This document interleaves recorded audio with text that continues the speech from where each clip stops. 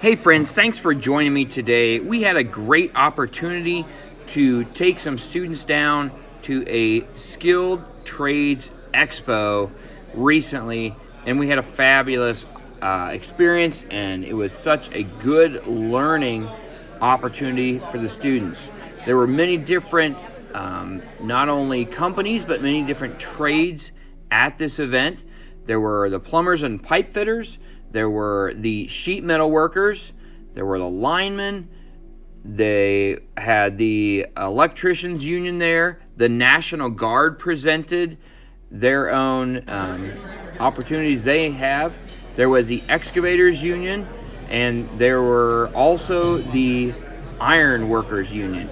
And so many different opportunities for students to see possible careers after they get out of high school, and they can start working towards those careers now by taking the necessary classes in high school. Pamphlets that describe our trade. Okay, to do this particular knot, you come up with a smaller diameter rope, you go down. The only reason I come up is because my eyes are open. Go around both in the back, leave this out front, and come underneath.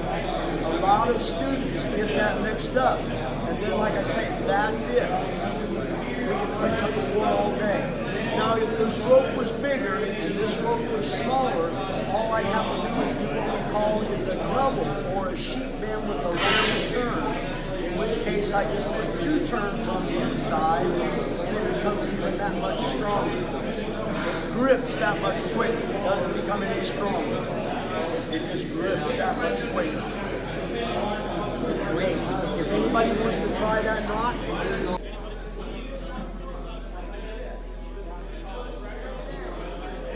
they like to use those because they're more portable. We use these dry stands a lot. That's what we'll set our pipe on. That way we can actually cut them nice with our bandsaws. Use our threaders on them. That's most of the basics of pipe bending. There's all sorts of different kinds. These are just 2 of the different kinds we have here. But we do PVC, we have aluminum, we have stainless steel. We got all sorts of different types of pipe, and they all have their different quirks, things about them that make them different, that make it a different challenge than everything else.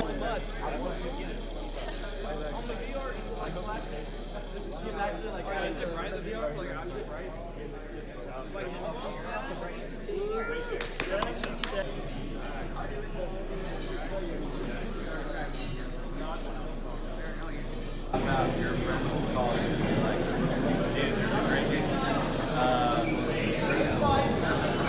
transmission line, which is going to go 7 days a week.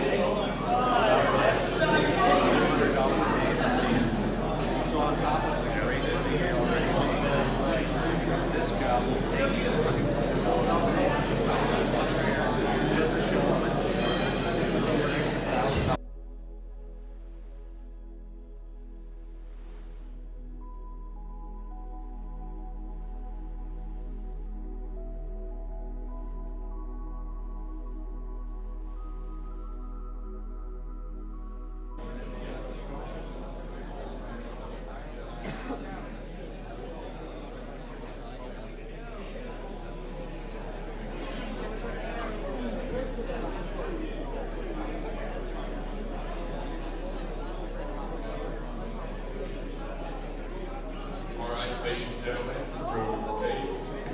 Over here, sit over here. So as you guys, you're gonna grab the gap, right? You're gonna see it makes it like a J or a C channel. That's gonna go against the front of your shin. The hook, the gap, is gonna go on the inside of your step. So pretty much as long as that metal piece is in the front of your shin and that hook is in between your feet, that's the proper way to put it on. You're gonna grab that back strap, go around your ankle. It's gonna go through the buckle, cinch back on itself. Undo the Velcro on the top, go around your calf. There's a little metal ring on the outside. Go through that, cinch it back, wrap it around, it'll end on your shin. That's how we're gonna put our hooks on. So 2 volunteers.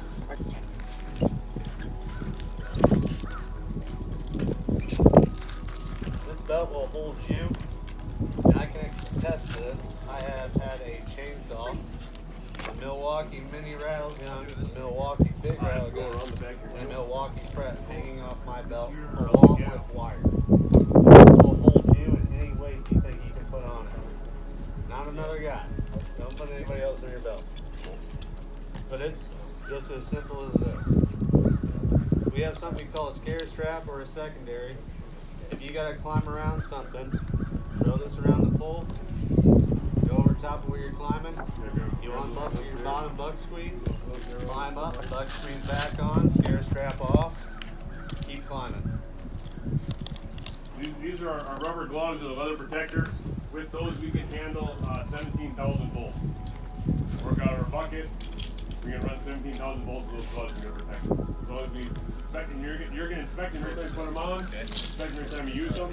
Same way we're going to inspect our gear for climbing, our belts, our harnesses, and everything. The biggest part of our job is safety, and we're always double checking our safety. I'll inspect my gear, I'll pass it to Chris, he'll inspect my gear for me, and I'll inspect his gear for him, pass it back to sign off on it, right?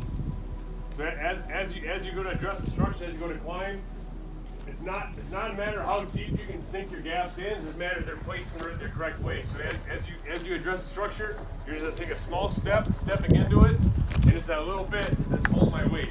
I'm gonna keep that leg locked, bring this leg up, step up 6 to 8 inches. I'm gonna extend this leg, lock that, pull the other foot out.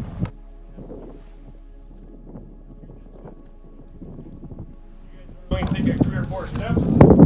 Biggest thing is always keep a leg locked and you're coming down as well. You're going to